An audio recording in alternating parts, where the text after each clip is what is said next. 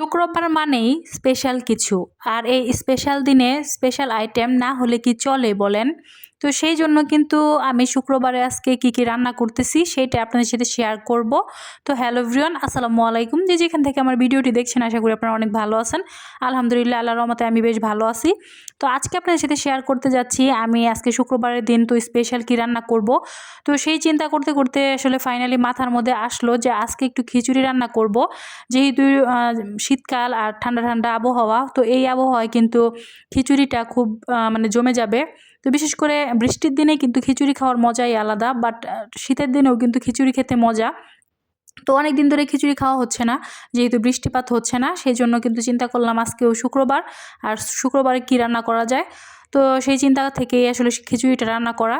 তো ফার্স্টেই কিন্তু আমি এখানে মুরগি ভিজিয়ে নিয়েছিলাম। তো মুরগিটা কিন্তু দেশি, আর দেশি মুরগি কিন্তু বাচ্চা বলতে পারেন, মানে ছোট সাইজের আর কি। তো ওই বাচ্চাটাই কিন্তু আজকে রান্না করব, আর সাথে দিয়ে দিব নতুন আলু। তো গোল গোল করে আমি সুন্দর করে কেটে নিছি। তো ফার্স্টে মুরগিটাকে আমি ভিজিয়ে রাখছিলাম, তারপরে কিন্তু মুরগিটা কিন্তু মানে এমন বরফের শক্ত হয়েছে যে এই ঠান্ডার মধ্যে মুরগির মাংসটা খুলতেছিলই না। পরে আমি গরম পানি দিয়ে তারপরে মুরগির মাংসটাকে খুলছি, আর তারপরে কিন্তু খুব ভালোভাবে ধুয়ে রাখছি। আর এখন দেখতে পাচ্ছেন আমি সব কিছু কিন্তু ব্লেন্ডারে ব্লেন্ড করে নিয়েছি, মানে আদা, জিরা, পেঁয়াজ, রসুন যা যা লাগে আর কি, এলাচ, দারচিনি সব কিছুই কিন্তু আমি ব্লেন্ডারে ব্লেন্ড করে ফেলি। তারপরে কিন্তু আমি এই মশলাটা ভালোভাবে কষিয়ে তারপরে মুরগিটা রান্না করি সব সময় আর কি। তো যাদের ঘরে পাটা আছে, শিল আছে, তাদের কিন্তু একটু কষ্ট হয়, বাট ব্লেন্ডারের কারণে কিন্তু সেই কষ্টটা অনেকটাই লাঘব হয়েছে। বাট শিলপাটার যে বাটায় যে মজাটা, সেটা কিন্তু আরেকটু স্পেশাল হয়। বাট আমরা কিন্তু বর্তমান যুগের মানুষ শিলপাটায় বাটতেই চাই না, যার কারণে ব্লেন্ডার ঘরে আছে, সেটা দিয়ে কাজটা সেরে ফেলি। তো এদিকে কথা বলতে বলতে দেখতে পাচ্ছেন আমার মুরগির মাংসটা কিন্তু একদম কষানো কমপ্লিট হয়ে গিয়েছে। তো মুরগির মাংসটা সবাই রান্না করতে পারেন, সেই জন্য আর বিস্তারিত বললাম না। তো একদমই কিন্তু সুন্দর লাল লাল করে কিন্তু আজকে এই মুরগির মাংসটা ভুনা করব।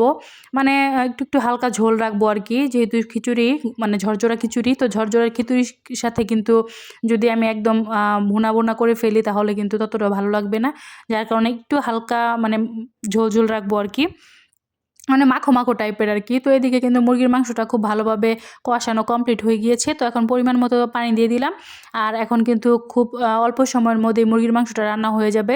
যেহেতু বাচ্চা মুরগি, আর এটা কিন্তু খুব সহজেই সিদ্ধ হয়ে গিয়েছে।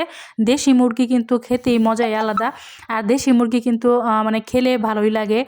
বাট ব্রয়লার মুরগি কিন্তু আমি একদমই পছন্দ করি না, আর আপনারাও কিন্তু ব্রয়লার মুরগিটা অ্যাভয়েড করার চেষ্টা করবেন, সবসময় দেশিটা খাওয়ার চেষ্টা করবেন। আর দেশি যেহেতু প্রচণ্ড দাম, তো আপনারা দেশির বিকল্প হিসেবে ফার্মি মুরগি আছে বা কক মুরগি এইসব খাইতে পারেন। তো বলতে পারেন আমি অনেকটা অ্যাডভাইস দিলাম আর কি, বাট দেশি মুরগিটা কিন্তু খুবই ভালো। আর ব্রয়লার মুরগিটা কিন্তু একদমই ভালো না, যেমন মানে সফট একদমই হয়, আর এটা কিন্তু বিভিন্ন ধরনের ইনজেকশনের মাধ্যমে নাকি মোটা করা হয়, আমি যতটুকু শুনছি আর কি। তো সেই জন্য কিন্তু আসলে ওইগুলা খাবার আমি অ্যাভয়েড করি। তো এদিকে কিন্তু মুরগির মাংসটা আমার একদমই রান্না কমপ্লিট, আর এদিকে দেখতে পাচ্ছেন মানে খিচুড়িটা কিন্তু আমি একদম খুব সুন্দর করে ঝরঝরা করে রান্না করেছি। তো পোলাওর চাউল, আর এখানে আমি মুগের ডাউল, আর মানে মাসকলার ডাউল, মানে 3-4 আইটেমের ডাউল দিয়ে তারপরে আমি এই খিচুড়িটা রান্না করছি, আর খিচুড়িটা কিন্তু খুবই টেস্টি হয়েছিল। তো আজকের ভিডিওটি আপনার কাছে কেমন লাগলো অবশ্যই কমেন্ট করে জানাবেন। সবাই ভালো থাকবেন, আল্লাহ হাফেজ।